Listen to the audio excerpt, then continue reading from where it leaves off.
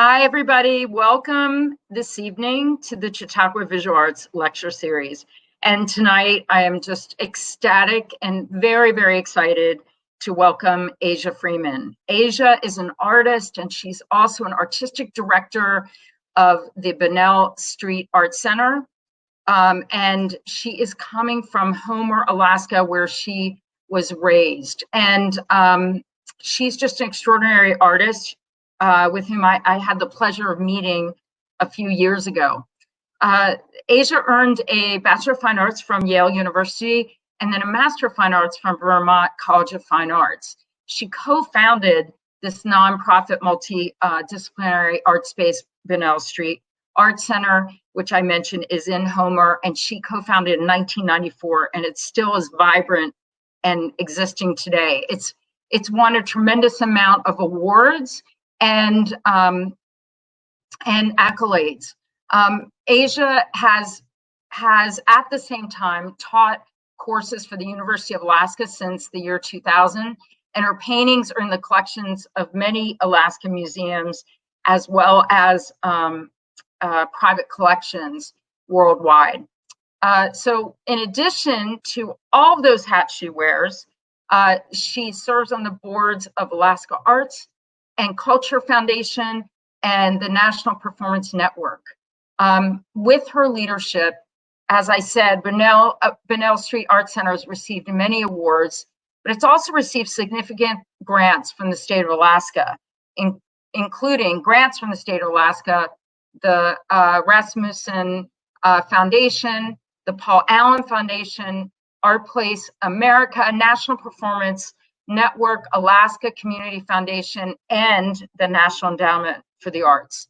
I'm just incredibly inspired by Asia, and surely you will be too. So without further ado, I'm thrilled to welcome Asia into the screen here virtually. So we're virtually at Chautauqua, sort of. Hi, Asia, how are you? Great, Sharon. It's really exciting to be here today. I'm so excited that you're here. It's just wonderful. Behind you is one of your paintings, right? That's like a sneak preview to what we're going to be seeing this evening. Can you tell me when that was made? How big is it? And where, I know you're coming from Homer, but where are you specifically? Well, I'm on Indigenous land. I'm on Dena'ina and Sugpiaq land.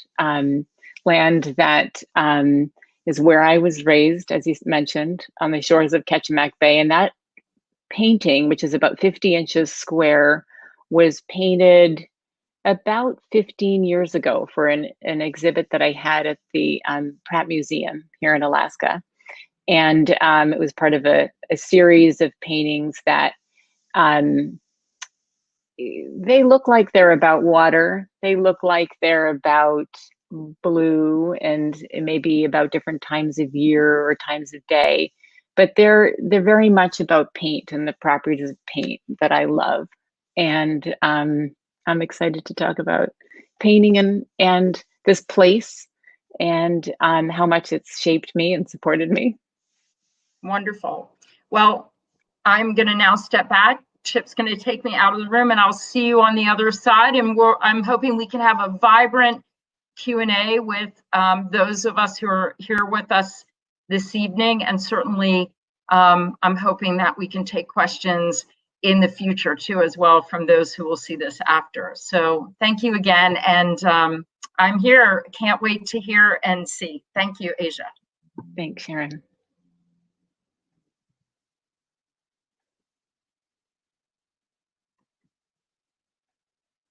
So we're looking at a map of Alaska, perhaps familiar to some of you, but maybe not to others. Homer is, if you can see my cursor here, right about at the mouth of Cook Inlet. It's actually just inside what we might think of as, if you thought of Alaska like an elephant's head, it's just here on the southern tip of the Kenai Peninsula. And this vast state, a state with as much contiguous shoreline as the continental United States, attracted my parents in 1969 when my mother was still pregnant with me. My parents were traveling. The Vietnam War was going on, and my father was especially concerned that if I turned out to be a boy, I might be drafted someday. And so they decided that I'd be born abroad. I was actually born in Mexico. And while there, family sent him pictures of this beautiful place. So you're seeing some images of Ketchimak Bay, looking out across at the Kenai Mountains from the shores on the northern side where I lived. And this remarkable environment attracted him specifically because the charismatic family, the Kilchers at that time, were just developing their homestead, and the 8 children were there working the land. And when my parents arrived, my father was able to get a position for Ewell running his fishing boat, the Mary M, a wooden boat that was a tender for the salmon harvest, the salmon drift net harvest in southern Cook Inlet. So this is kind of like the people with whom my parents connected, people who loved the land and lived really close to it. And my mom and dad, very adventurous sorts of people, are pictured here inside of a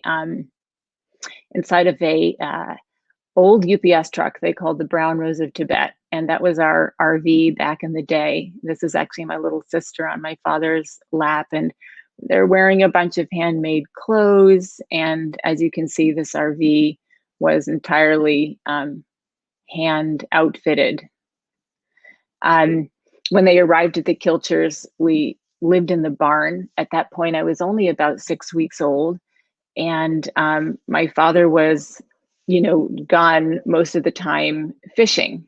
And in the background, you might just now be hearing the tsunami warning signal that goes off here frequently in town. So I apologize if you're getting some loud noise in the background. But here they are in the Kilcher homestead. And while staying on the Kilcher homestead, my father and sister followed a little white owl along the edges of the canyon to a beautiful piece of land where they decided to build a home. There's the tsunami warning signal loud in the background. We're used to it here. So here's the cabin with its rough cut spruce walls and a wood stove, which my parents started every morning and heated the house. My mom baked bread there. And it was a cozy place with a few bedrooms upstairs.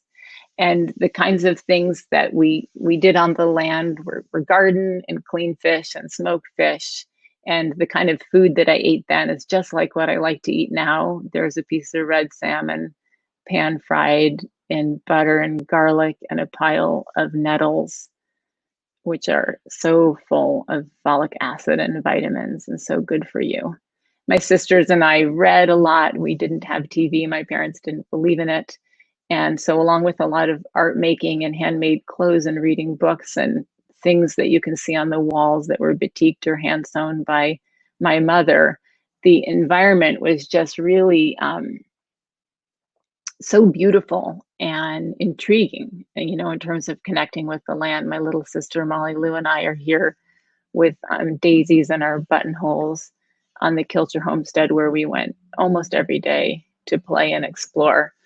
My parents actually didn't get married till I was about 7 years old because they didn't really believe in the institution of marriage per se. But then I think once they had children and they were thinking about, being responsible for us, like happens for so many people, they decided to get married. And we didn't know that. We thought it was a harvest party. I was playing with ducks that morning, and I remember being called to join the party. My mother had dyed a dress red to match the poppies in her garden. And it was just, that's how it was. This is a picture of my mother's writing studio. This was actually on the back of a cabin. It was a tiny cabin. It was on the back of a truck that they drove to Alaska. later on called Black Beauty. And we moved every year in kind of a migratory fashion down to California for some winter months where my dad surveyed, and back up to Alaska every summer. When we finally decided to settle year round, I was about 6 or 7. My mom turned that camper into a little writing studio. She did it all herself, and she called that place Hotel Mars. And from Hotel Mars, she wrote and she recorded, and she was actually a radio producer. And among the many things she studied, including the history of world literature read aloud for public radio by local actors, sort of volunteers, she recorded interviews with Alaska Natives about transition and change as Alaska, moved through stages of colonization from, the stability of indigenous lifeways from time immemorial to the massive changes that came with the development of Prudhoe Bay oil and the state of Alaska. These changes, of course, were happening before statehood, but what the landscape looked like in Homer, the built environment, was not, was not substantially developed at all. This is the old General Mercantile and Hardware store where we bought a lot of dry goods, as did the Kilchers and so many families that homesteaded in this area. And the vision that we had then was that, like so many settlers, there were, that this was open land, that this was land that was unoccupied. And I had so much to learn. And, I think it began with my mother's radio explorations, but it's really deepened and in many ways sped up. I'm going to talk about the learnings, as we move forward, but I just want you to remember this place and this image of a trading post looking out over the bay, the largest building in sight for miles, and a place that was, a critical agent in the colonization of this area. This is where people could come and trade their fox furs for goods, where they could make arrangements between fish and coal and barter and develop their lives here. Around us on the bay, there were villages then, and they're still here. Villages of indigenous people like Nunwalek, which was a village that includes people of Sukpiak and Dena'ina and Russian origin. It's a modern village, really, in terms of its complex racial and ethnic identity. Here we're looking out over a graveyard where you can see Russian Orthodox crosses, and in the distance, the school. And this is a village which very few people other than those who live there go.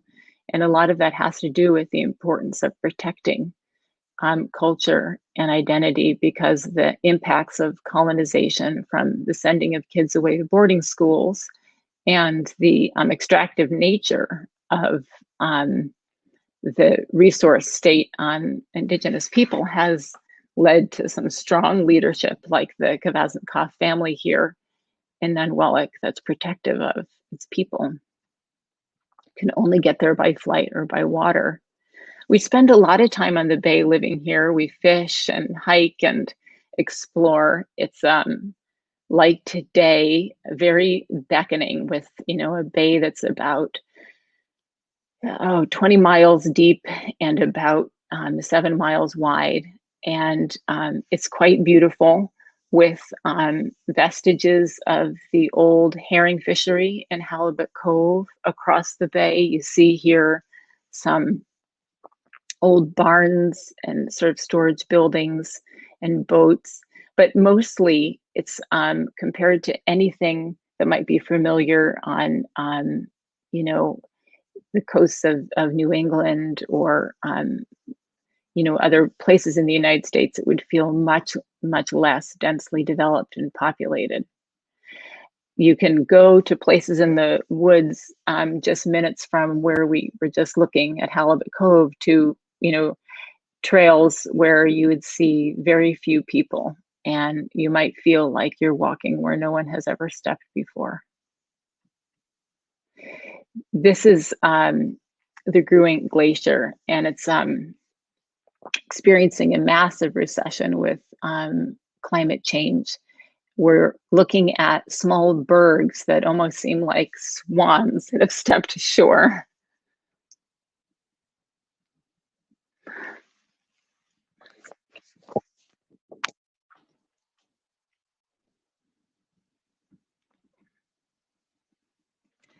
And we fish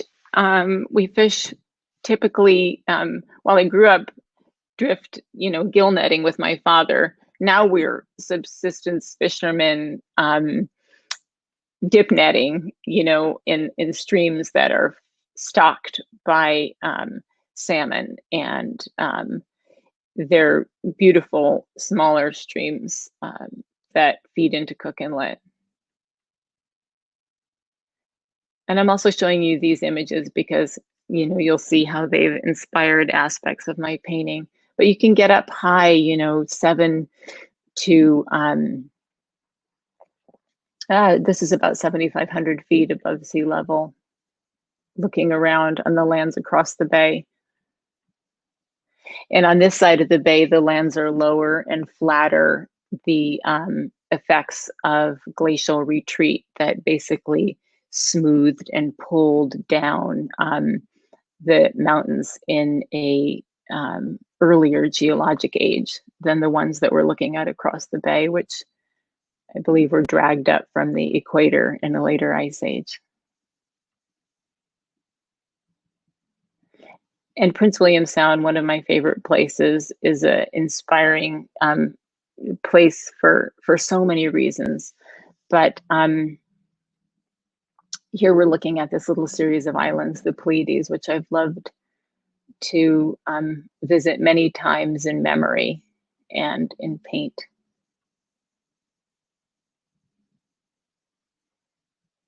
So I just want to give you a sense of place, the beauty of the place. And then I also want to talk to you a little bit about painting and what I love about painting, and I think why I paint. This is a picture of my son standing in front of a painting by Katharina Gross. She's a contemporary German painter who I really admire. Her paintings, explore really bold color. They explore events and incidents of her life that arise as she works. But I think that the most fascinating thing is how she opens up surfaces and spaces to the countless perceptual possibilities of the medium of paint. And that to me is well, it's responsibility, but it's freedom. It's also energy and incredible liberation. I'm going to show you a few paintings that I brought on an exhibit to Germany a couple years back. We went there for an exhibit that I had in Regensburg in southern Bavaria, and looking closely at atmosphere and detail here, maybe you can see the very faint edge of a place that's meant to imply a lot of different possible places. I'm certainly influenced by looking at things like winter landscapes and tree lines, by looking at frozen lakes and ridge lines, by looking at the edges of trees, against skies of different colors and temperatures. But growing up amongst makers and just loving paint, I'm also always just thinking about the pure qualities of paint. And I'm also thinking about the way that something that you can build and love is something that you invest in with labor and by hand, and you approach it, I think, without a recipe to really rediscover your own agency. And in this painting, this is the beginning of a painting, and I'm talking about it because I've thought a lot about how the way I was raised, it was like a life built from scratch. And so I believe in painting that you kind of scratch your way up. And I always start out in this kind of sketchy way. You know, here it's just pure paint, some turpentine, and searching for a landscape. And it builds through layers. It is certainly a process of accretion. And I think about the way weather comes into landscape and the kind of properties of paint, which have a lot of wonderful qualities reflective of heavy skies or dripping and atmosphere.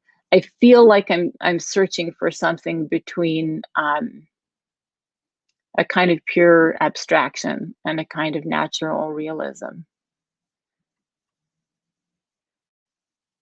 And that means that while I may start with an image, I really hope that I don't end there. Like, I want to go on a journey. I want the paint to pull me to a place of reinvention and discovery. That's what I think of as agency. And that's what I think of as opportunity in art making. So maybe I am very inspired by the Pleiades, but I'm also really inspired psychologically by things that people who I've admired, you know, have written and said. I remember often that Virginia Woolf, I believe she purchased a little island. And I think about this because here she is writing A Room of One's Own and speaking to the importance of protecting your creative space. And I have never stood on the Pleiades Islands, but I visited them so many times. And she never wished or wanted anyone to walk on the island, Virginia did, that she purchased. She wanted to keep it in its pure, untrammeled form. And that must have represented to her an essential space for the imagination. Perhaps that's something we share.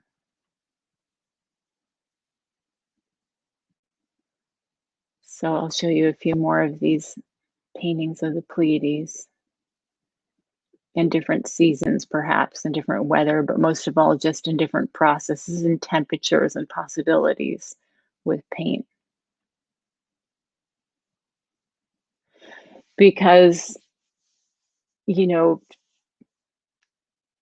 I think that it's the sort of search and the idea of a landscape in its formation, which is a process that I understand from Katarina Gross and other painters, that is really the most exciting aspect to me. And it's a quality that I also really think of with respect to other abstract expressionists that I love, especially those who, you know, were really interested in kind of unqualified marks, the way that one color, you know, might move into, interrupt, interact, and create ideas of space that are formal. And here is work by Joan Mitchell, a painter whom I adore, as much for her tremendous courage and the kind of physical and emotional encounter that she had with the canvas. I love that she was reticent to describe what emotions she might be feeling, because I too feel like, you know, there's a lot of things at play here. I, for example, growing up, often was overwhelmed by, you know, inclement weather and really struggled, and still do, with how long the winters are and how dark it might be and how heavy the skies. But the way that they can inspire and relate to possibilities in paint is incredible to me. And here's an example of that kind of discovery, that kind of rediscovery. When it comes to mark making, I really try to make and not mediate my marks, to not kind of qualify my marks. And so that might mean that a painting could happen relatively quickly because I'm feeling that sort of clarity and confidence and authority, or maybe it will take many, many layers, which, you know, are almost buried, but that's part of that process that I just can't say how long it will take.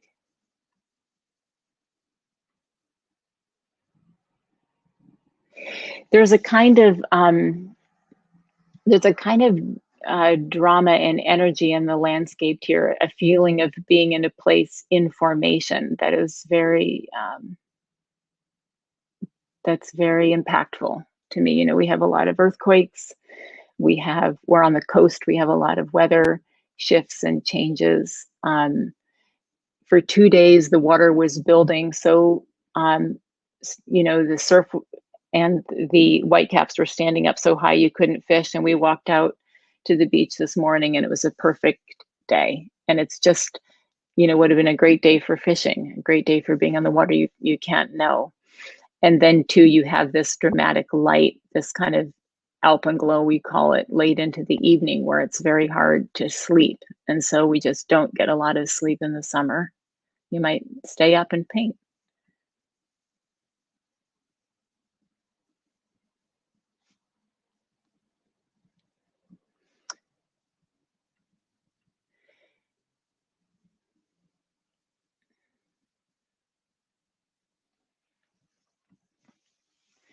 And that, you know, that summer energy and that painting energy are really the gift of the season. It's kind of fabulous mania, and it is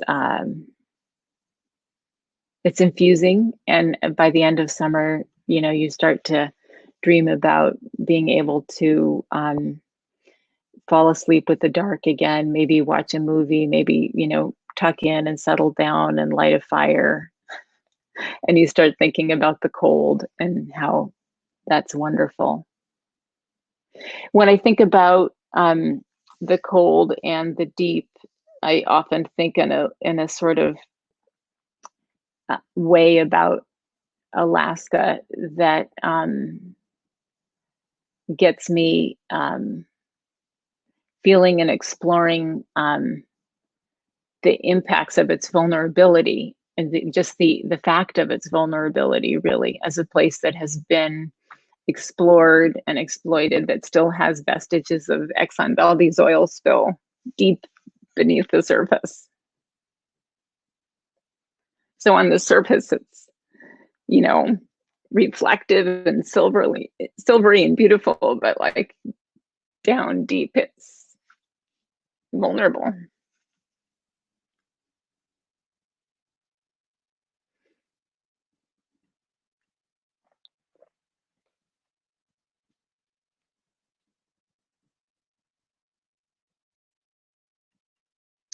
And a lot of the paintings that we've looked at are ranging in size from about 12 inches square like these to that 50-inch square behind me. That's kind of like I oscillate between those two squares of, you know, from 20, 30, 40 and in and out again.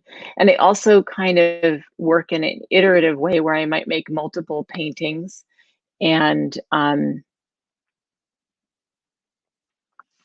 stack them up next to each other. And I just realized that there was a real short little excerpt of a 2-minute movie that I'd like to show you. So I'm going to ask if we might cue that up. And I want to show you this movie. This is an excerpt my husband, who's a filmmaker, made. And it's about the dialogue in so many ways between us as artists, but also the impacts of the landscape on our minds. And we explored this in a shared show called Watermark just a few years back at the Pratt Museum. So we'll watch that now.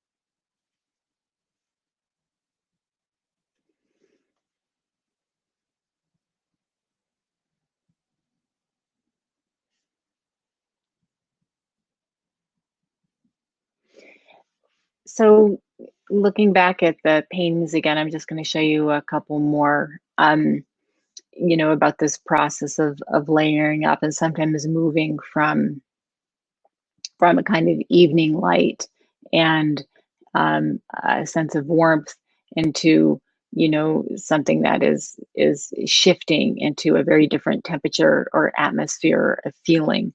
And that's the kind of journey that I'm interested in. It's one of discovery, like Alaskans have for generations. And going back now to this old building I mentioned early on, this space where my parents came to get dry goods and the Kilster family as well, today is home to Banal Street Art Center.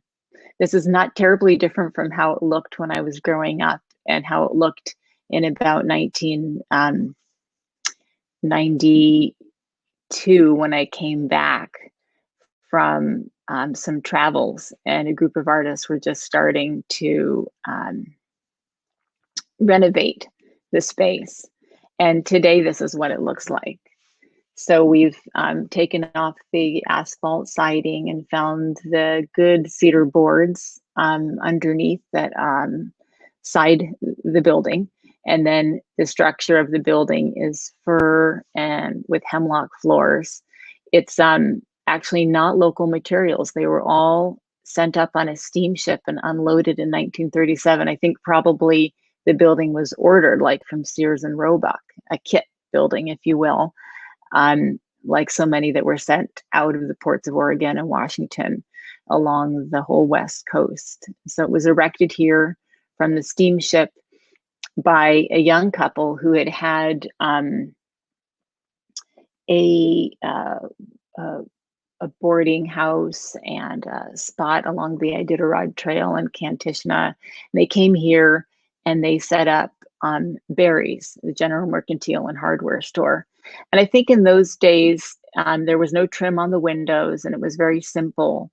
But what then happened when I moved upstairs is we started to bring in some old family antiques and make a suite space that could be a place for guests in the summer, bed and breakfast guests, and eventually to become a place where artists and residents could spend from a week to a month as a company working on a project, a company of dancers or actors, or perhaps a band, or maybe an individual artist engaging, the community in some fashion. This is just what it's like upstairs today.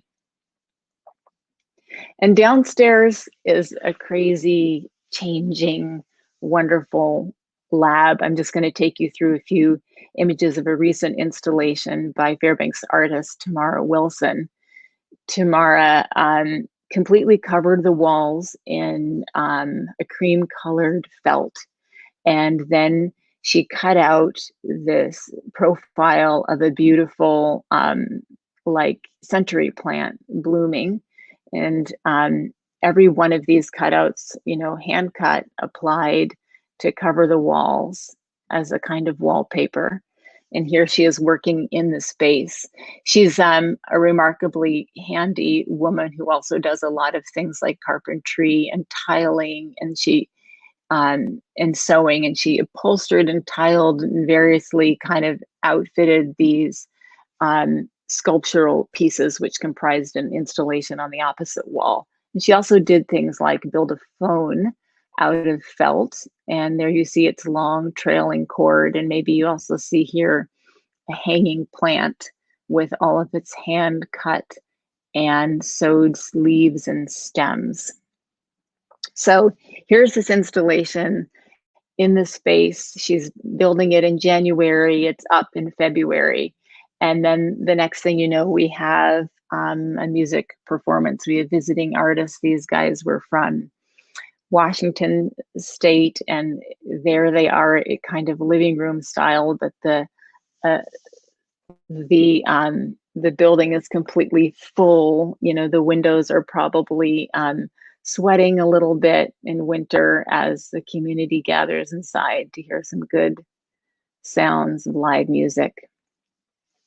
More recently, we've been doing things like live performances shared on air, simulcast from Banal on KBBI and Facebook Live on third Fridays of the month, as touring musicians come through a project that was pioneered during the pandemic to help provide opportunities for musicians and to connect physically isolated community far beyond Alaska to all of our friends outside.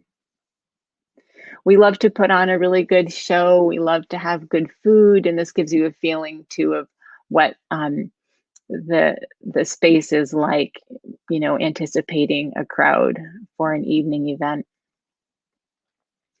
We've supported this endeavor in so many different ways, but one of my favorite ones and the longest standing traditions is the Plate Project. It's the 28th year of the Plate Project this year, and you're looking at this year's wall. Every plate that has a red dot beside it has been selected by a donor at the level of $125 or more, some, you know, for several $1,000s. And it's all accessible really to anybody in the community who wishes to paint a plate with these food safe ceramic underglazes. They're fired. They're brought to us bisqued by local potters. About a dozen local potters make the plates, and then painters are invited on public radio and through social media to come in and pick up a kit to paint. We made many pandemic plate painting kits, or to stop in and paint these plates. And so we've raised already, I think, about $8,400 this year for the Plate Project, and that supports our exhibits and all the kinds of things we do. We also love to put on events. So we're looking forward to the return of Wild Shore New Music Ensemble next month, and we'll have Brick Mouse Pizza return. That's the small little black roof here and back that you see. And at the tables here, everybody will get a personal pizza, and up on the porch, there'll be some live musicians, and I'll finally have to trim the honeysuckle bushes because they're getting a little too big. Banal shows artists from places as far away as Kaktovik and Kodiak, artists who live out on the Aleutian chain and live in Southeast. And many of the artists are Indigenous. Lena Snow Amison Burns is a Sugpiaq artist who lives in Kodiak. And here you see examples of the kind of vibrant paint that's inspired by things like the colors of buoys and the Russian or iconography, which came to Kodiak with the Russian conquest a couple hundred years ago, and left, you know, a lasting cultural impression that includes a love of icons and the icon tradition, but also as a contemporary Indigenous artist, Lena revisits that and recasts the Madonna here as an otter woman with her two sons, who are pictured as the partially viewable staves of a barrel with numbers on them, and then probably corresponding to like their basketball jerseys. And then along the side surrounding this otter woman are all the different foods that her family subsists on and depends on as much for their physical vitality as their cultural vitality.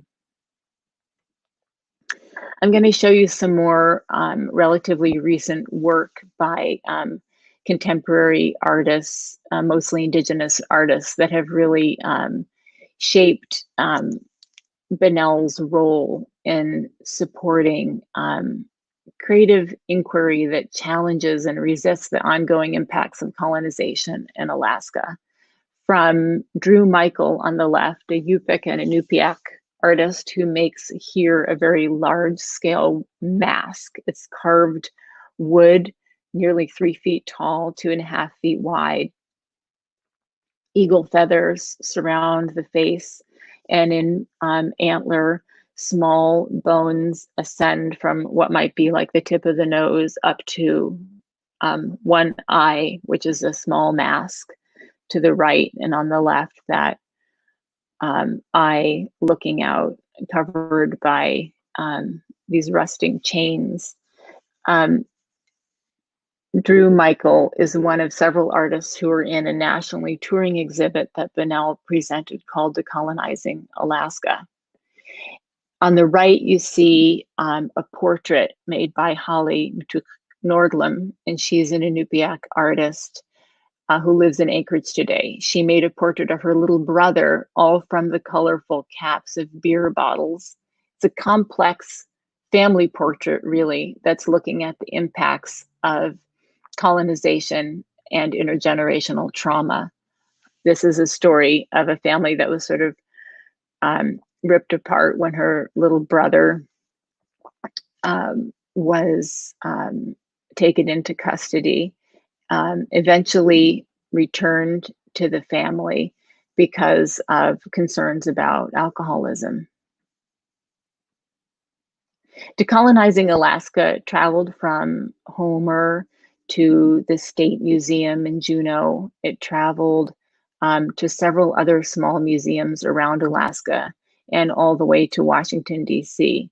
It was really fun to take the show on the road with many of the artists accompanying us, as myself and Rika Mao, who's one of our most important leaders and advisors and artists, installed the show in all of these places. Here's Joel Isaac's piece, which is made of sewn salmon skin. It wraps a monitor, and on the monitor is the image of an individual figure dancing. So he places himself in the monitor, moving like a fish might move in the river, but he is small like the fish. And then the fish skin comprised the screen making that river. And in this way, kind of asserts a vision of interdependence with the fish and the land. There were some really monumentally large pieces, like this collaboration between Donald Farnham, who's an outrageously talented artist building on traditions of Southeast form line design, which are part of his own family lineage and history. His grandmother, Dolores Churchill, did the little deer toenail embellishments to the lower part of the bench. And then Ray Troll painted much of the back parts of the bench, and the exterior sides, which you can't see, were carved by Nathan Jackson. Dolores and Nathan are two elders, real treasures for their knowledge culturally about customary art forms. And they worked in collaboration with Ray Troll, who's non-native, and Donald Burnell to speak to, in this piece, the importance of salmon as a thing which sustains Alaskans in so many different ways, and the importance of working together to protect them. There were many powerful juxtapositions in the show, sometimes between Indigenous and non-native artists. On the left, you see a three-paneled piece from the Dismantle series by Cheryl Marie Riley from Esther. Cheryl's a multimedia artist who explores photography as much as things found in the landscape. And here she assembles three panels that make like regalia drawn from the land. So grasses laid and stacked to speak to kind of like a shawl, all from the native wild grasses of the land, and that protect the land like a kind of like a mantle. And she's like many of us, deeply concerned about subsurface mining and extraction. So there you have Cheryl's piece, and it's really interesting to look at alongside master Chilkat weaver, the late Terry Rothgar. Terry's deer hide apron also has goat fur woven in to create a kind of skirt. But then what's also going on, as you can see, is this sort of intersection where you have this white, woven field tied with small green knots. You might think of those as plants. And that's running into a much more traditional design that has beaver at the top.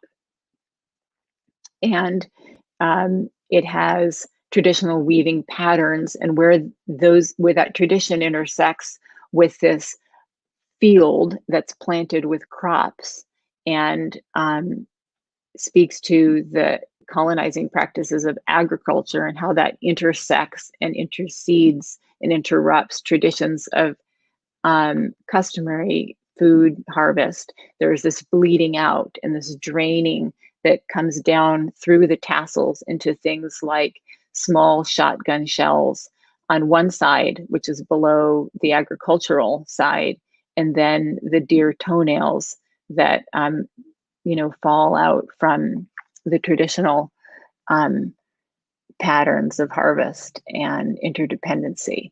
So here are, two artists' responses to the importance of stewarding land properly and the incredibly powerful and damaging impacts. Colonization, of course, didn't just affect how people lived and where they lived and what they ate, but it meant that there was myriad health impacts to peoples who aren't adapted to growing food on the land. And furthermore, Alaska Natives had to farm the land through the Homesteading Act to gain title to it. Some really crazy stuff. Here we are at the Corcoran Gallery, our nation's oldest gallery in Washington, D.C. It's just a stone's throw from the White House. And this is, in fact, right in the moment of Trump's inauguration. So we are looking at Rika Mao's installation on the left. We see 3 judicial collars. These collars are made of reindeer antler on the far left, of yellow cedar in the center, and salmon vertebrae on the right. And they represent the right of all species, animal and plant, native to the land, to have standing, to have voice, to be protected. And they implicate humans as arbiters of that right and that opportunity, like judges that sit in control of such such life forms, which might be seen as resources on one hand, and just essential and viable forms of life on the other. And it was wonderful to see decolonizing Alaska in a place like the Corcoran, which is sort of the epitome of the colonial structure with its columns and its massive scale of space. Here's Terry Rothgar's Raven's Tail waistrobe in the foreground, and there you see Drew Michael's mask in the background, and Joel Isaac's installation. There's several other pieces in between. Too many works to show, but I'd like to just look at this piece by Michael Conte, who's a non-native photographer that references traditions of photography like Edward Weston and other photographers who might be seen as bringing in like the white gaze and idea of objectivity and even an extractive approach to picturing the peoples of a land to whom a place historically, traditionally has belonged since time immemorial. And when we look close at this installation, which was in the Alaska Gallery of the State Museum, it's no longer there. It speaks to tremendous transition and change within museums to be more relevant to be less objectifying of Indigenous peoples. A contemporary Inupiaq woman is standing inside the glass front of this traditional kind of diorama, pushing against the glass in Mike's installation here. So she's sort of interrupting the diorama from the backside. But then you see, perhaps you can see this little tripod in the middle, right between the kind of figure and who's a static image of an Indigenous person and a contemporary living Indigenous person. Right in between, you see the reflection of the photographer taking the picture. So he's putting himself in there, conscious of his eye and his role in taking an image and being a part of it, implicating himself in that process of construction and that idea of extraction. There were also moving images. This is a movie about Allison Borden, Akumatu. She's an Indigenous woman rapper with ties to the village of Chautauqua who lives in Anchorage. And in this hand-processed, hand-printed film by Michael Walsh, you see some of the incredible power of her face and her expressivity and her resistance to, fitting in anybody's neat and romanticized or simplified black and white idea of what it means to be Native today. Her work is one of voicing, of resisting, of processing, and like meeting contemporary culture completely with all of her body, with all of her words, with all of her agency. The show Decolonizing Alaska has had a layered impact for Banal and for the many artists who were involved in it. Mostly today, what we're seeing are a lot of powerful solo shows that grow out of some of those works. On the left is a portrait called St. Catherine of Karluk that was painted by Linda Enfante Lyons, a contemporary Alutiiq artist now living in Anchorage, whose family is from Kodiak Island. And in this portrait, which was of her maternal grandmother, a small woman with traditional tattoos on her chin. She was married probably about the age of 14. When seen in a family portrait, is sort of overshadowed by her larger, lighter children and her husband. And Linda's portrait elevates her. She draws her forward, places her as a woman of importance, like, with the power and centrality of perhaps, Mary. And she's taking from the tradition of Russian iconography and interposing an indigenized experience. Instead of the Christ child, her grandmother holds a seal pup. And that speaks to eternal life. That speaks to interdependence on the land as the source of life. More recently, in this portrait of a child from Chautauqua, Linda Lyons is preparing for another solo exhibit at Banal, but she continues this tradition of iconographic portraits that elevate the position and importance of Indigenous women, and especially in relationship to the land.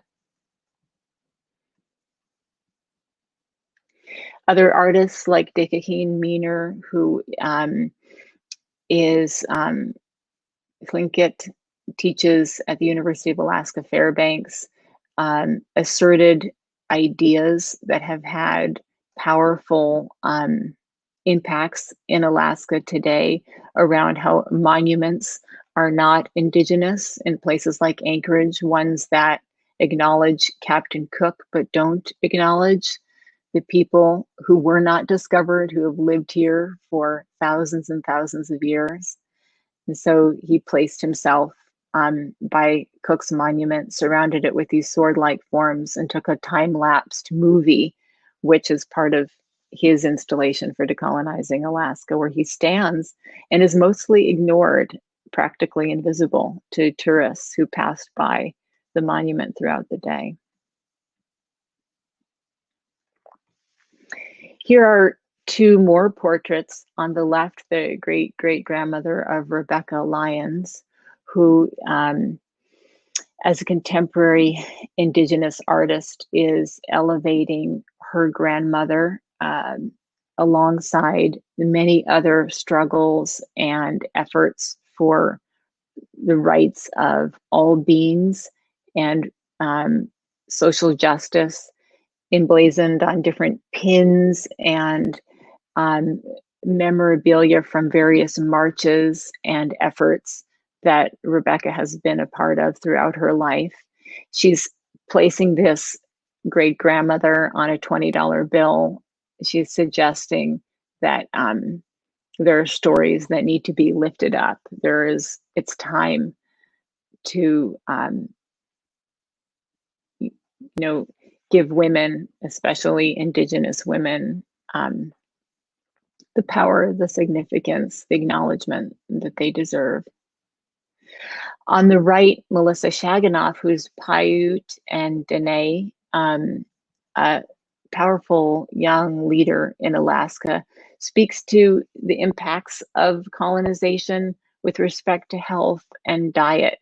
When she became a young woman with her menses, traditionally, a woman, a Dena'ina woman would receive a swan wing bone as a drinking straw to protect her power and separate it from the powers of other people, so that when she sipped water, she didn't directly connect with that water. It was like the swan wing bone signified her new place and position.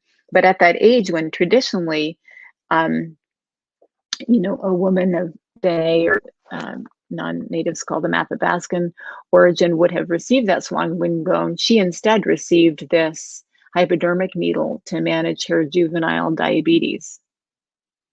Juvenile diabetes is a common impact of colonization when foods that aren't traditional and genetically,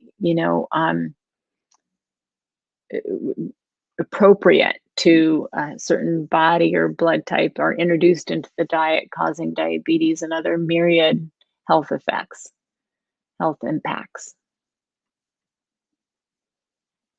So now we're going to just look at a little movie about land acknowledgement. And what we're going to do before this starts, I just want to tell you that this is a project led by Melissa Shaganoff, just to speak to how she's grown and evolved since the Decolonizing Alaska exhibit. And she's doing these land acknowledgement actions. So she came to Homer in this movie, and she's going to guide us, orient us to the work that she's doing to help people learn more about land and to do so in a way that's in allyship with the Indigenous people who live there. So we'll watch this now.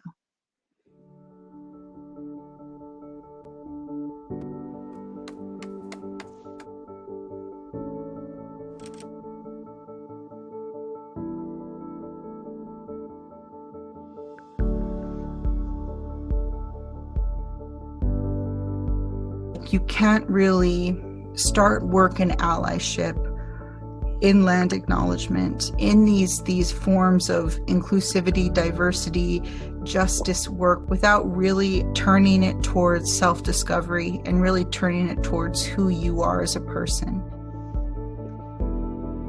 We're all survivors of the colonial mythology of outward discovery, with its agenda of manifest destiny and its strategy of exploration.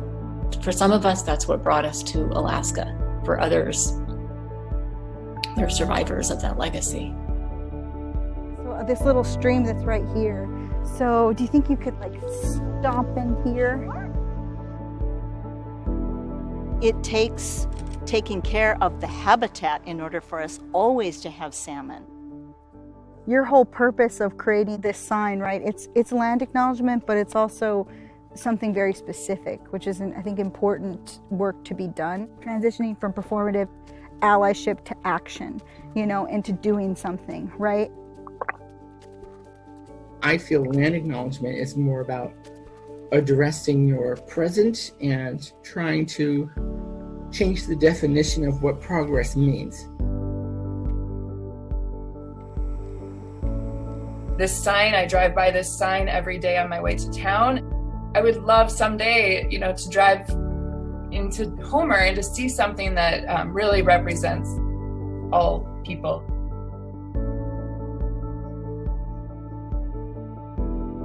This place is so complex in its history, it's so complex in its current state, and I think that allowing us to show sides of those complexities in this public way, through signage, is a way for communities to signal to its people like what they value. And this shows us that we value all perspectives and all knowledges. If there are salmon here, that indigenous people came here, because where salmon, our people can be, and as a result, where beluga are, where they feed, and that's all part of this story. And when you lift up that name and then that history, then people can become, really curious and just more respectful, and realize that to respect something, it's hopefully contagious and positive, uplifting, inclusive.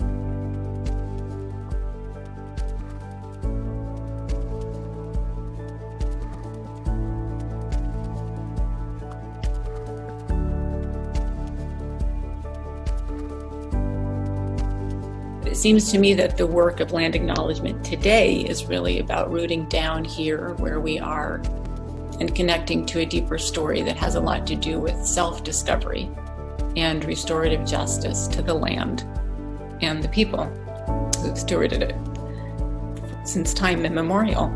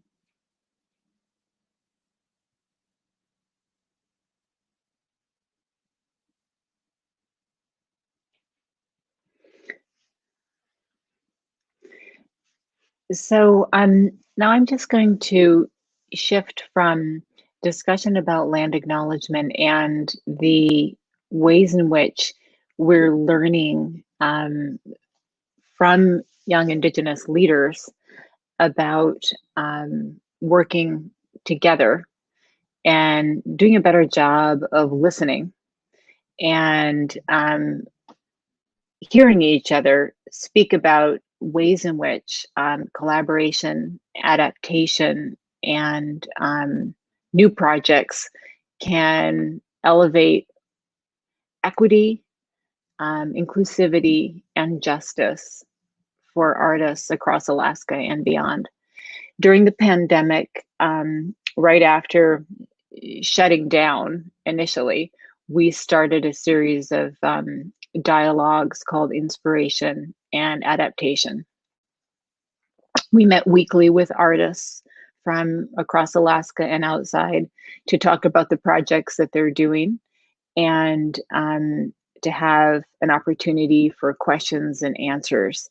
And basically, that's been deeply impactful, inspiring, and opening new territories for projects and for which range from performances to exhibitions. And subsequently, we started a series of workshops with some CARES funding and funding from the Alaska Community Foundation, which explored ways in which contemporary Indigenous artists are protecting culture through customary practices like seal oil lamp carving, Chilkat mask twining, snow shirt sewing, and more. We did 5 workshops by artists across Alaska. They were all taught on Zoom. We recorded all of them. This is an example of a hand-twined Chilkat protector mask that was made in one of the fall workshops taught by Lily Hope, Chilkat weaver from a long lineage of female Chilkat weavers in Sitka.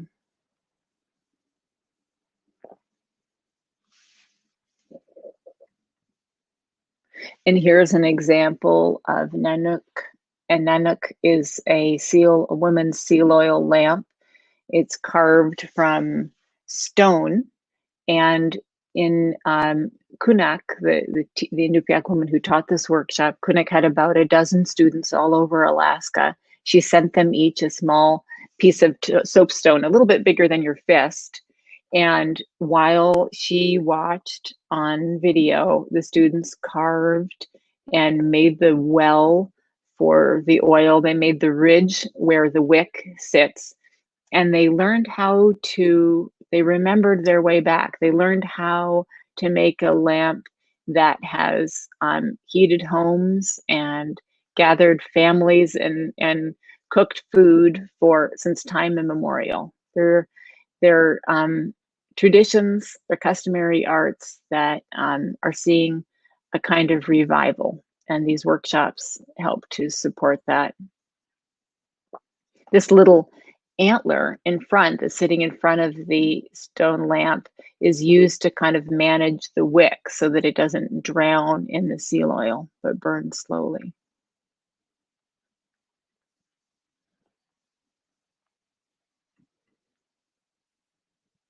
And I'm going to come back to the protection movie because my internet is so slow that I'm actually still hearing the last movie. And so I don't think I could hear 2 movies at once and still speak. So here we're looking at a few more examples of some amazing works that have happened, that have been created more recently. Amber Webb is from Aleknagek, close to Dillingham on the base of the Aleutian chain, not terribly far from here. If you could fly there directly, it would only take you an hour. But here she stands in front of a giant kuspuk, a traditional snow shirt or hunting shirt. And this kuspuk is covered with the portraits of about 50 missing and murdered Indigenous women and girls. Amber made this kuspuk to express the importance to the Alaska legislature of investing in the inquiry and prosecution, of people responsible for these murdered and missing, for the deaths of these violated women. And she did change law in Alaska. She's still making this kuspuk. She still has a few more portraits to put on. Sarah Whalen Lunn popularized the red hand, which has come to symbolize violence. It's come to symbolize resistance to the violence against missing and murdered Indigenous women and children around, the West, in Canada and Alaska. And she's a contemporary artist who also uplifts the importance of solidarity between BIPOC peoples, and these works were created very shortly after the murder of George Floyd in Minneapolis.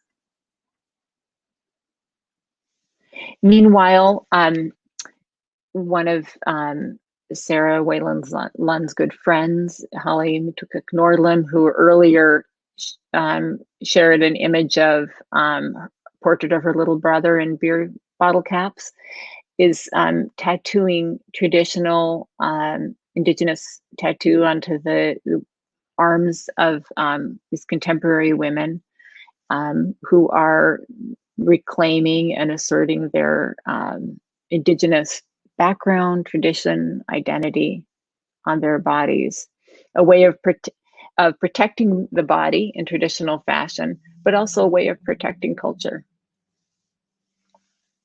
Tommy Joseph is a carver from Southeast, a Haida carver, whose handmade wooden masks depict human and animals together, all part of the circle of life, interdependent upon each other. He made all of these masks during the pandemic.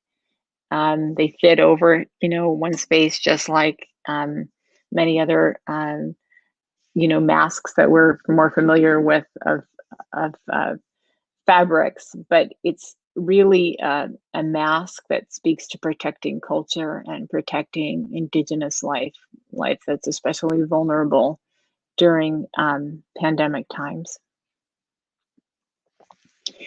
There's a lot of other truly incredible work being made today by young indigenous artists in Alaska, work that lifts up traditional iconography like Haida form line design together with the language in these posters created by Crystal Whirl.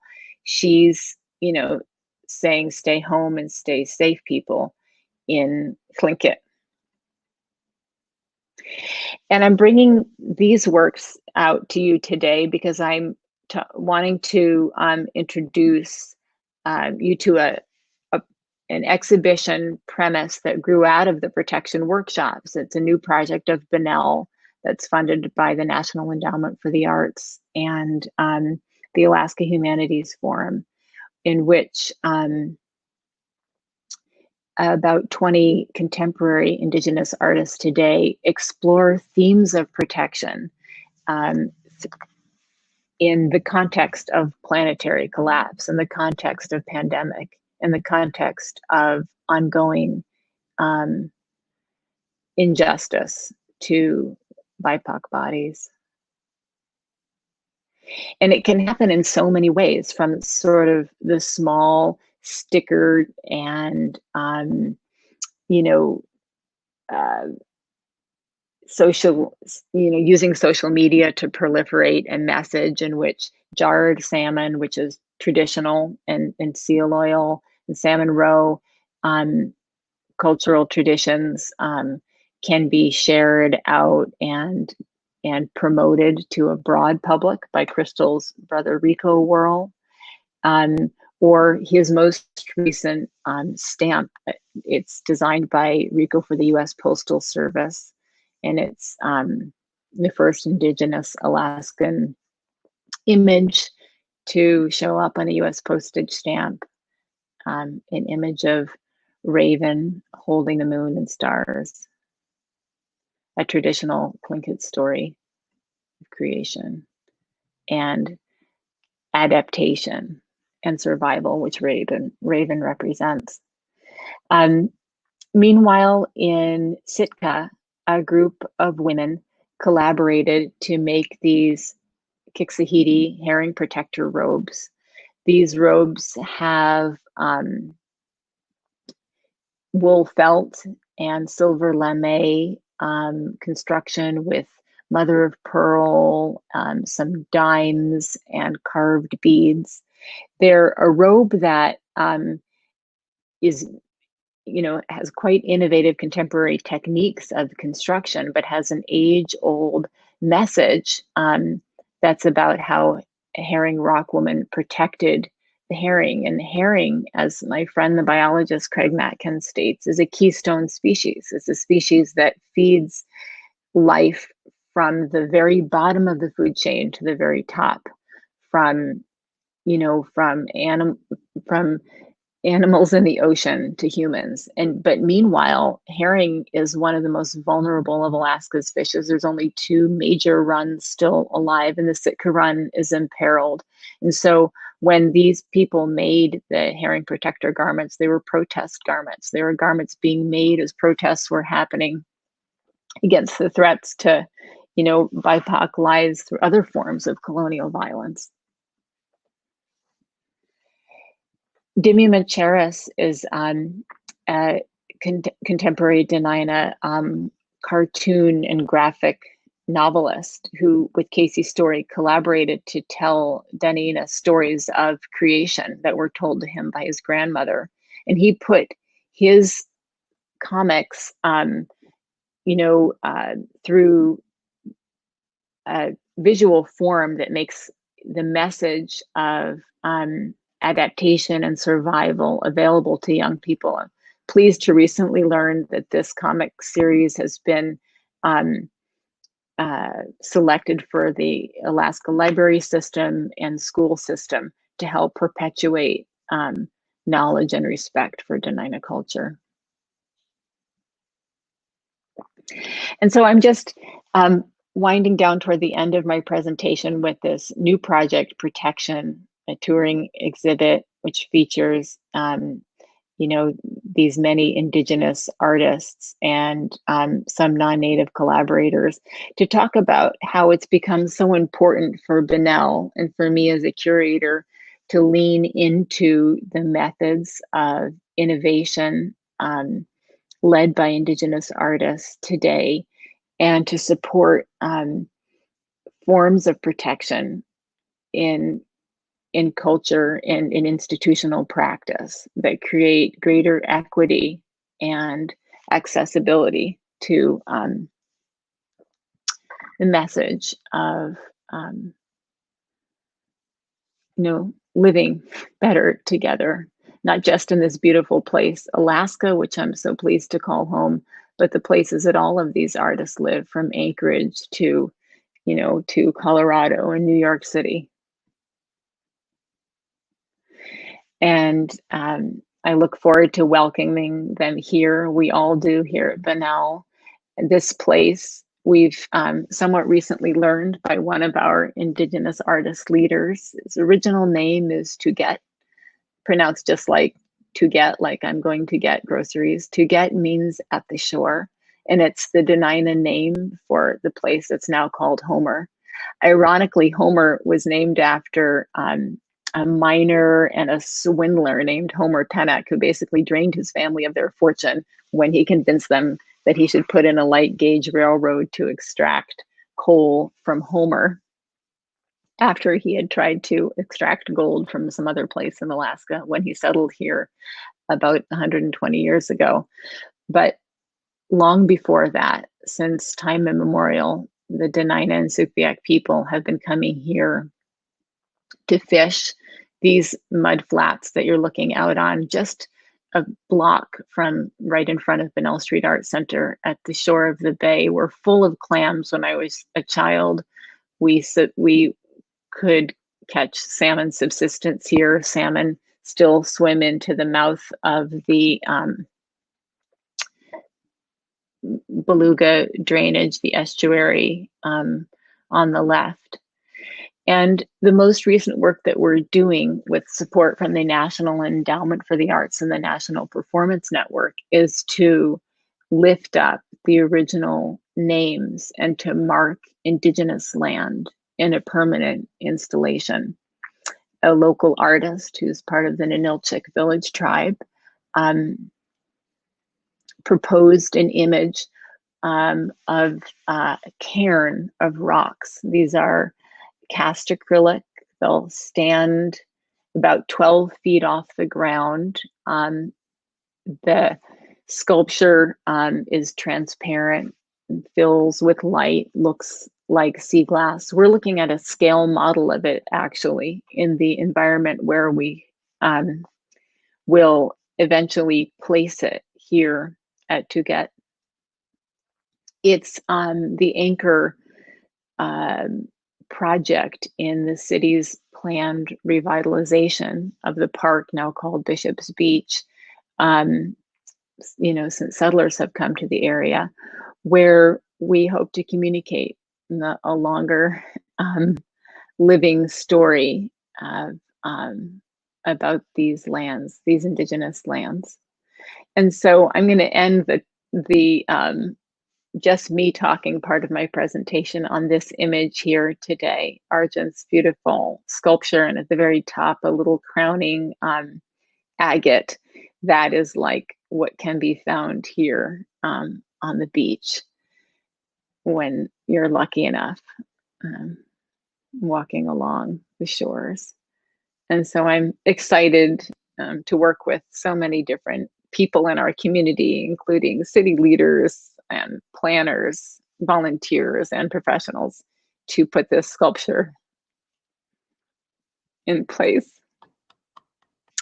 next year.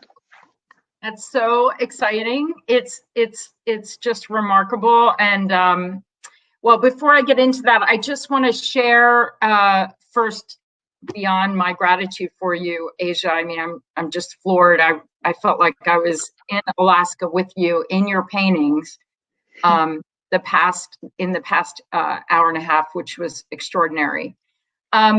So for everyone who's here, if you'd like to ask a question, there are two ways of doing that. First, you can see next to your name that there are a few icons. There's a few signs. There's a microphone sign and a camera sign and then an information sign. So just click on to that camera sign, and you can then come up to the floor or screen, if you will, with us and ask a question, or you can simply put it in the chat and I'd be happy to repeat that question for Asia to answer. So with that, I would love for Chip to bring us up to the stage, if you will, which is the screen here. Thank you very much. And thank you again. My heart just melted in touching point when you were talking about your vulnerability, because that vulnerability and that giving nature of you, that generosity is in your paintings, and so much about how you live. Speaking of that, for the artists that are watching here, in the practicality part of living and sustaining creative life, how do you live? Like, how do you sustain your life as an artist between these two different sides to your life? And then also children, do you just have the one son? I didn't realize you had children. One son. And how old is he? 22. Oh my gosh. Mm-hmm. Amazing. And is he still living in Homer? Well, yeah, he finished his junior year in Homer, distance on Zoom, but he's hoping to be in Berlin this fall as part of the first semester of his senior year. Yeah. Amazing. Yeah. So how Oprah once said that on her talk show, I'll never forget it. She said the hardest job in the world is to be a parent, and then to be a parent and an artist, and then to also curate and give of yourself so much to make space for others. How do you do all of that? I don't know. I like so many of us, it really is just one day at a time, but sometimes I'm awake all night just thinking about the different parts and how they might fit together. I'm sure that the long summer light feeds into some of my mania, and then the long winters let me catch up a little bit and try and create balance. But it's an ongoing, it's an ongoing struggle and process. But I think a big part of it actually is having a few different things going on. There's always something that's hard and is resisting, and then there's another part that's opening. It's just like painters learn to have a few different canvases going at once. Not everything, materializes in the same rate and for the same reasons, right? So it's about, if you're committed to just sort of like learning and growing, you just have to keep a few things going. You got to have a few pots on the stove. Wow. How about, a lot of artists ask me all the time to talk about time management. Are you really strict with your time, or do you sort of go with the flow? And also, obviously, the light and the season makes a difference, as you're mentioning. But in the day to day, how does that thread together? Like, what is a day in the life of Asia Freeman? Let's say yesterday or tomorrow. I know today you're doing this lecture. I don't know what you did before or will do after, but can you have some insight into your life? Yeah, well, first of all, I'm really quite terrible with time and calendaring. So that's my biggest challenge is I'm in my own way just by not being completely consistent and thorough with calendaring all the things. But basically I wake very early, and I tend to get started kind of early, and then in the mid-morning I'm really into yoga and Pilates, and that's kind of a release for me physically and mentally. I have a dog, gets me out walking a couple times a day. I'm fortunate to work with a really strong and very capable and visionary team of people through Banal, for other gals and I. So I'm not tied to my chair, so to speak, and I have the down in front or hosting and so forth, that I have a lot of time to to work more intuitively in things like program development and grant writing and stuff. I really believe that collaboration, which is a challenging art, is also the source of a sum much greater than all of its parts. And so I really, really believe in that. And it's hard work. It's not easy to do, but then you get so much more from that investment. And, we're doing, when I think about the Banal project, we built that thing from scratch, and we're kind of moving forward with these projects. Sometimes we're walking forward in the dark. We're trying to hold a light out, but we're also sort of trying to make that light at the same time. So much of what I feel like I'm learning from and I'm working for is really just embedded in this land, the way it works, the way the model and example of sustainability of Indigenous people long before, who have this kind of patience and this kind of humor and determination to have a vision.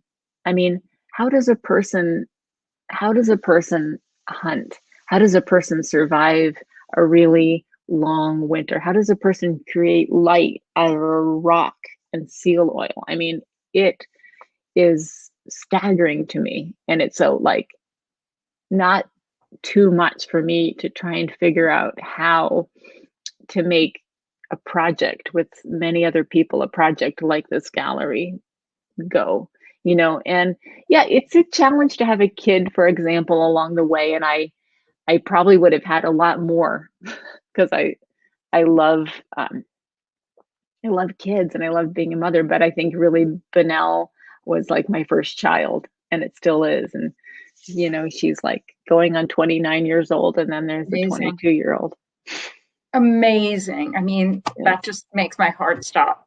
So what do you think? I ask a lot of artists this, and it's a hard question, but what do you think you need and want as an artist today for yourself? It seems like you have so many hats, as I mentioned early on, and clearly, although they all seem to sort of come together and flow together, and you're the center of all of that.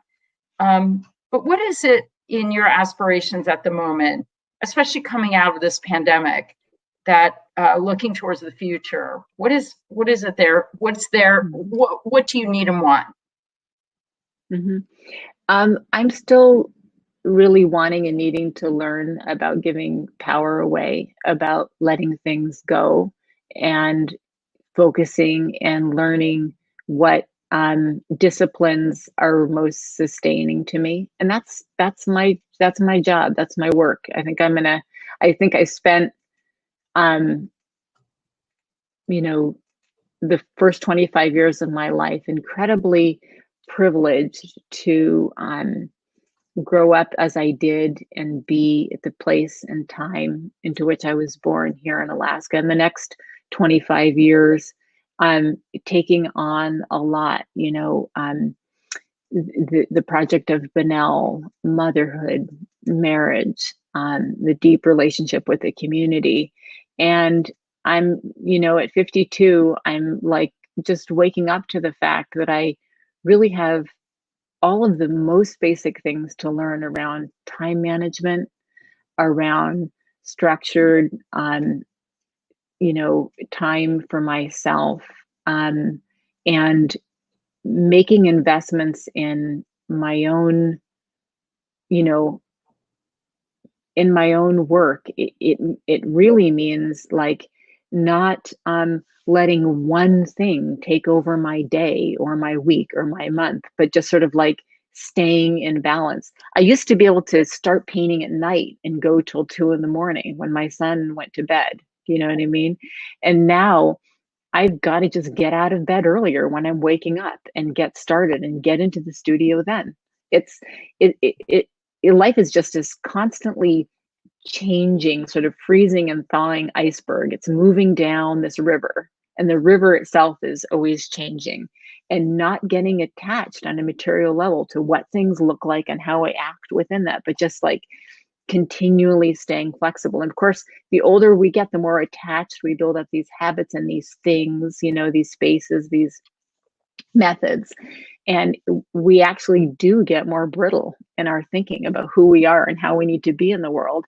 And yet, really, to move and evolve and to move on to whatever is coming next, we've got to figure out how to kind of let go of that last image, that last painting, that last way of being, and just like open up to this present moment. And it's incredibly challenging. I think it takes every bit of the life that we've had to give us the very idea that we might possibly have the resources to make that, to be present for that next big opportunity. But no, I just get settled into my ways like so many people. And I just try to really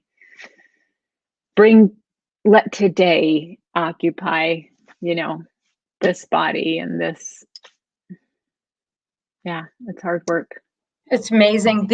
The pictures that you shared, especially, was so profound to see that Banal is the same building that it was when your parents frequented it years ago.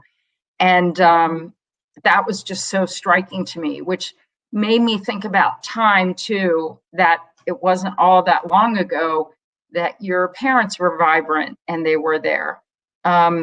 What happened with your parents after Homer? So I'm so sorry for your mom passing, and your father is currently in Northern California, correct? Mm-hmm. Mm-hmm. So I just wonder what was their journey after they had children? Mm-hmm. Well, so they stayed on in Alaska for about 45 years. And then I didn't really go into it, but I was born in Mexico. My parents decided to move back, North Americans who had lived in Mexico, but they decided to move back, craving light, air, warmth, things you can imagine Alaskans would get pretty excited about, especially by the time they were 70 something. And they lived there for about 10 years. My mom built a beautiful studio and painted on the southern tip of Baja in the town of Todos Santos. And they did real well. But then mom got cancer. And so they came back to the States to live near my older sister who is in medicine. And they just got a sweet little bungalow in the town of Eureka, which is on Humboldt Bay. And that has a certain amount of salty charm as an older fishing town. And so my dad has a little boat there, a little sailboat, actually. He started out sailing as a child on a very small single handler sailboat, and he's back to doing that again at 89. Wow. And that's, the arc of his life. I mean, he's not terribly far from San Francisco, but where he was raised. My mother, I think about her coming from New York City and then to Alaska and down to Mexico. She was an unstoppable adventurer. Oh, wow. She just was amazing. That is just amazing, because it just doesn't seem to me that they are far away from you through the building that they were there. They were in the land that you just embrace so much. Now I feel like I want to go there and just see how people actually live there, how many people actually live off of the land and the ocean and the environment, and how artists actually produce their work and what kinds of environments. So do you have a studio, for example? Yeah. You saw some pictures of me painting and some moving image of that. That's my studio. That's I think it's 32 or 34 feet square. It has a sleeping loft and a full kitchen, and it also doubles as a place where guests will come at times, and I can go there and paint, and that's wonderful.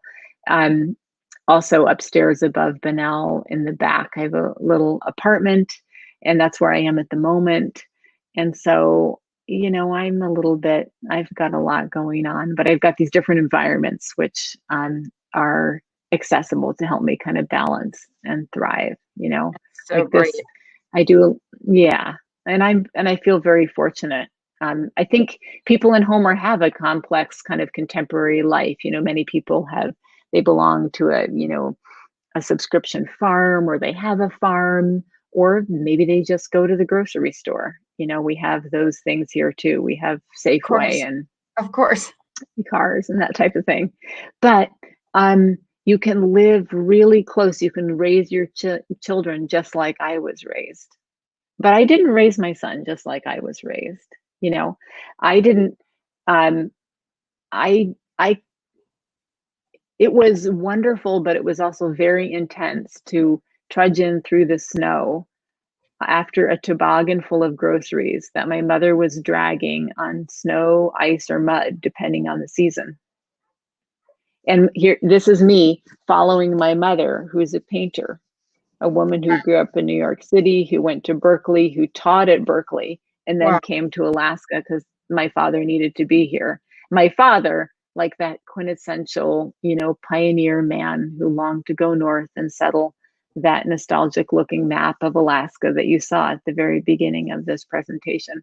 So my world immediately, as soon as it could, kind of situated itself between certain extremes and tries to stitch together this place of opportunity and agency for artists, especially those who have been underserved. That could be a white woman, or it could be an indigenous man. It could be all kinds of people, but that is a place that I really, my parents brought me to that doorstep, if you will, and that's where I've picked up. So I'm not spending my time gardening that land that I love. I'm making a different kind of soil here today. I'm with the help of many people, trying to make a soil for a kind of cultural economy that can support artists. I'm really proud of the fact that during the pandemic, because of the hard work of my colleagues, the executive director, Adele, person here at Banal, we were able to send $60,000 out to artists to commission, to make work, and just to pay for groceries. Artists in Alaska applied for funding, nationally, and I don't know one who got it from, Artist Relief, but we found other ways, and we really believe in investing in community, but not just this small and physically localized idea of community, but this really widespread network of Alaskans, from indigenous Alaskans who live in a kind of diaspora that's, occasioned by colonization and the disruption of having to move to cities or away to schools for work or what have you, to Alaskans who move seasonally between places like Bristol Bay and Homer, and Alaskans who live in Anchorage, which is in, a very contemporary city, to a place like Homer where, you have maybe a more idealized vision of living off of the land. So we're in between and, connecting and supporting a kind of fiber. That's Banal's mission, to strengthen the economic and social and physical fiber of Alaska through the arts. I think it's just extraordinary because when I was in Alaska, when I had the honor of meeting you and many other Alaskans, thanks to artist Pat Shelton, who I will forever be grateful to, the difficulties of artists communicating there through uncertain and unpredictable internet, travel difficulties and obstacles, with also the cost of shipping. But the upside is the deep roots in community, the relationship with the land, the great support from Rasmussen and other organizations that really believe in Alaskans. But also, I really learned a lot from artists. And as we're concluding here, I would love for you to talk about this a little bit. I talk about this often.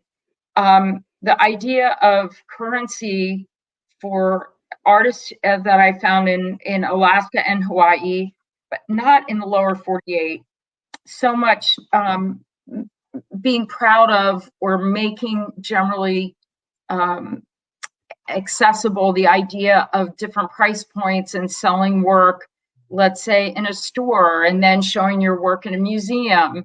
It seems like in the lower 48, where perhaps some places they don't have so much of a tourist industry, they don't adopt that type of life where it's completely accessible. And there are many artists in Alaska who have found success of that model.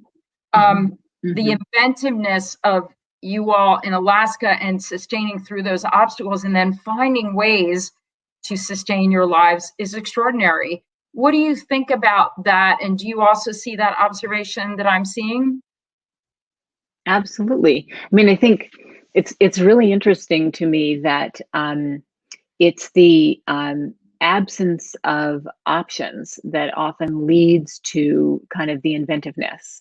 It's the necessity of community, the necessity of having, good food to eat, and a warm and comfortable place to share that leads people.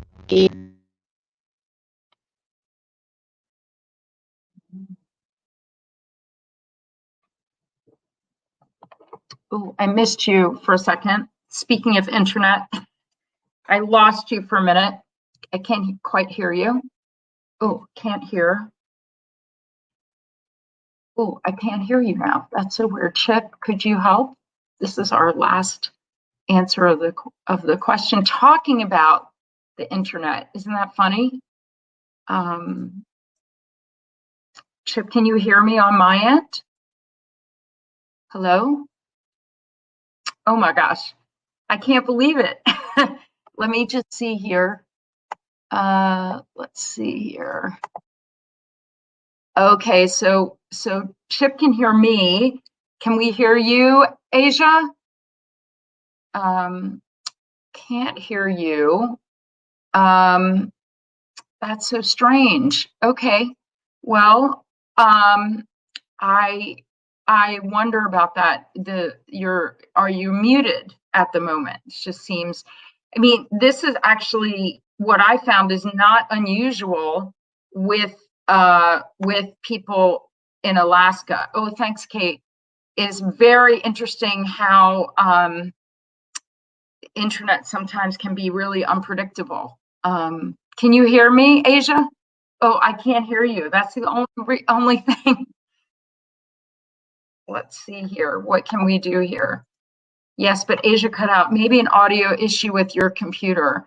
Asia, were you running any audio through your Bluetooth headphones? Can you just do manually answering the last question rather than without your headphones? Is that possible? Okay, 1 second. People can be just patient just for the moment while we figure this out. But I do think that it is it's so funny how we're just talking about this and then the internet, part of the internet went out, is just seemingly more common than you would think. I think it's oftentimes a privilege for people to have full capacity internet, Wi-Fi, etc. And that often does not happen in certain parts of the world. So I'm hoping that Asia can come back on. Can we hear you now?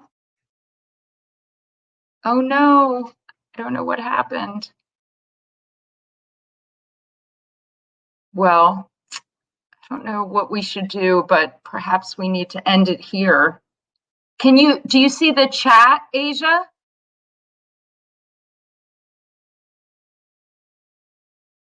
Perhaps if you want to type in some last words, and then I'm hoping that we can bring you to Chautauqua next summer. Oh, your headphones died. Can you use your computer audio? Oh my gosh, technology. It's all interesting how unpredictable it can be. We'll just wait a few moments here, and then we'll probably have to conclude soon.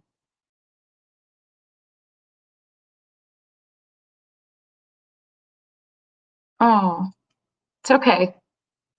Well, Asia? Oh, I can't still hear you. That's okay. So Asia, can you hear me? No worries. Do you want to be able to leave in the chat a few ending words of this time together that we've had, which has been extraordinary? And I just cannot thank you enough for your generosity. It was just so wonderful to learn from you this evening. And I know you're typing here, so if you leave us some words from Homer, Alaska, where it's clearly very beautiful. Oh, thank you, tech support. I'm just so sorry it didn't work at the end. It's okay, but it was just so nice, and I'm hoping that we can see you at Chautauqua next year. And in any case, I'm just so grateful. And thanks to everyone who came this evening for the Chautauqua Visual Arts Lecture Series. Thank you. And Asia, no worries. And if you, Asia, would be great to answer that question in person in 2022. Let's see what happens. And this I see as a warm-up for further conversation. Thank you again, and thanks for everyone for being here. And Chip, if you can bring on and share with us who's coming next week, which is our amazing the annual alumni lecture, which is the Chautauqua Visual Arts annual alumni lecture, and we're bringing on Quinn Alexandra Hunter. And this is for everyone who's here and listening to that. I would highly recommend you listen to Quinn. She is extraordinary, and we're just super grateful for all of the amazing School of Art participants that come every year. And Quinn was with us last year, and I'm really eager to learn what she's been doing within this year of the pandemic and how she's grown from Chautauqua, and just getting to know her more as an artist. And in fact, you can see on our website the new participants this year of the 2021 season, and we welcome you to visit with us this season at Chautauqua, which starts in about 2 weeks. It starts on June 27th. And then the School of Art with our participants starts on July 25th. So with that, I'm really, again, grateful for your being here. And Asia, thank you again so much. And so happy that also Chip is on this. And Chip, if you can bring on that last slide. This is a part of our Assembly virtual porch. And if you're interested, just go to that website and you can see more about all of the offerings that we have through the virtual porch. And we look forward to seeing you in the second Tuesday of July. And thanks again. Take care and have a good evening. Good night.